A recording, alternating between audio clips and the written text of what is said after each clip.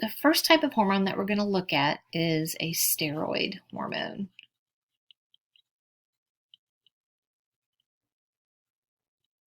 So steroid hormones are derived from cholesterol.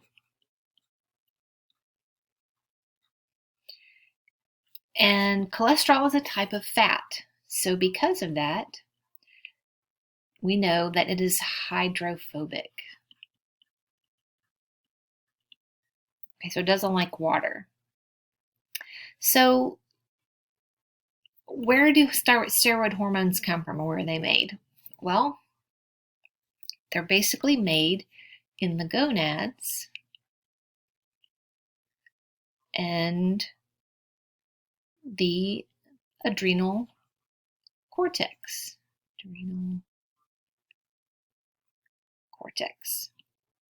So the gonads mean the testes, ovaries. So we're talking about testosterone, progesterone, estrogen, that type of thing. Adrenal cortex. So that's the outside part of the adrenal gland. Remember, the inside part was the medulla, and that is part of the sympathetic nervous system. And then the outside, which is the cortex, makes steroid hormones.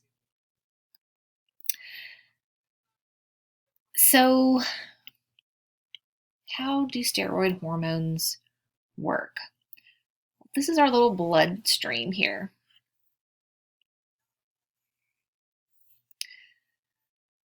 The hormone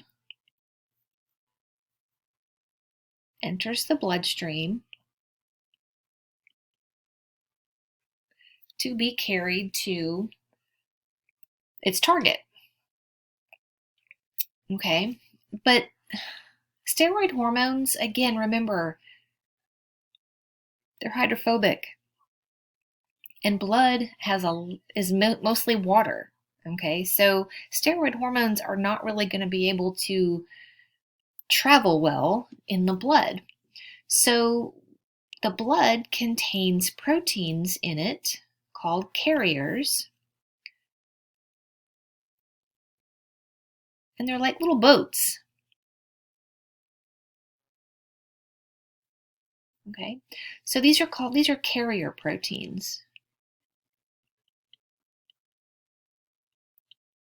Okay, albumin is the most common carrier protein. So these proteins allow the steroid hormones to be able to travel through the blood to get to their target. So if this is the target cell, so target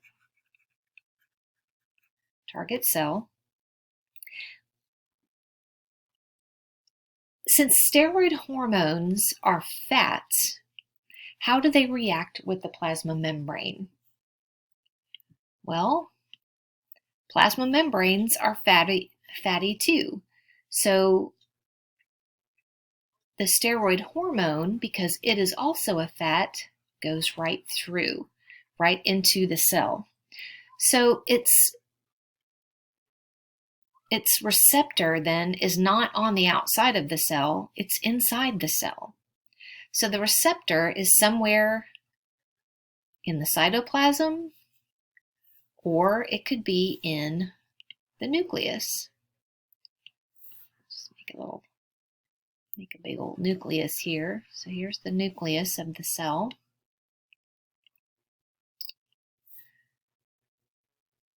So if the receptor's somewhere in here, it'll go either into here or here, but it will bind into its receptor. And proteins, or steroid hormones, their effect on the cell is to stimulate protein synthesis.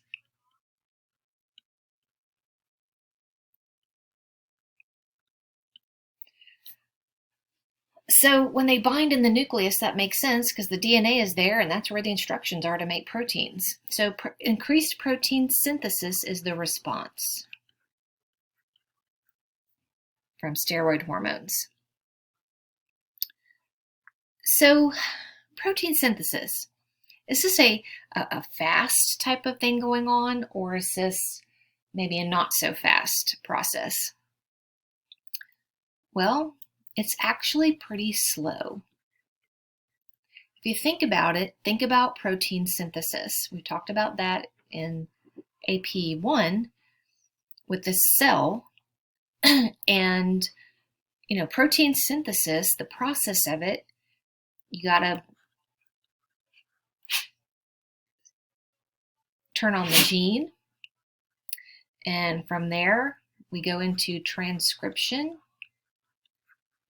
to transcribe the gene to make a messenger RNA. The messenger RNA has to go out into the cytoplasm. Okay, so mRNA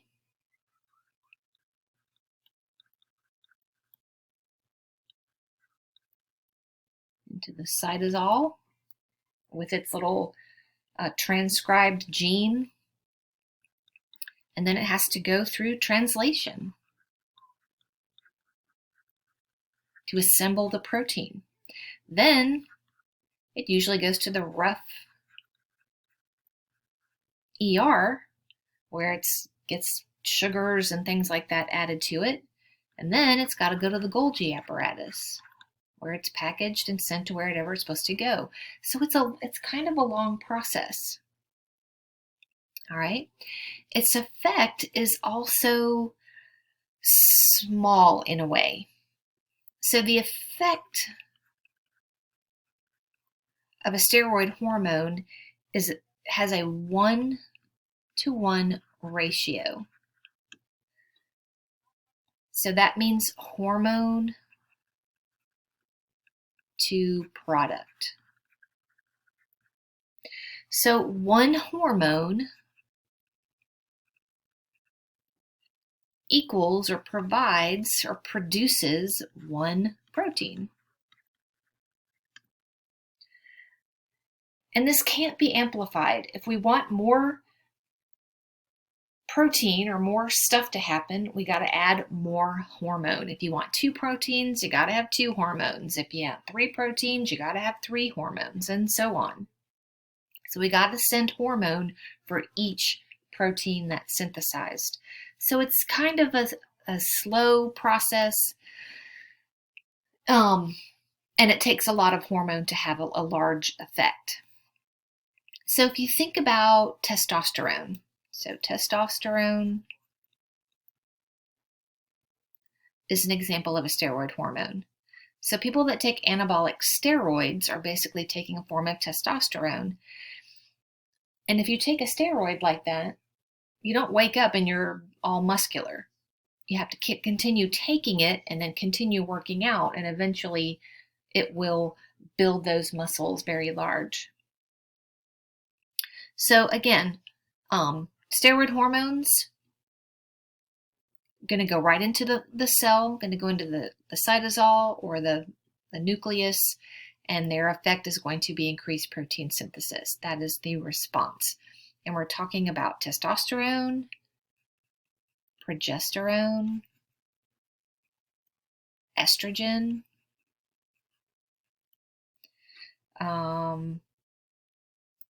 cortisol, aldosterone, any of those type of things. These are all examples of steroid hormones.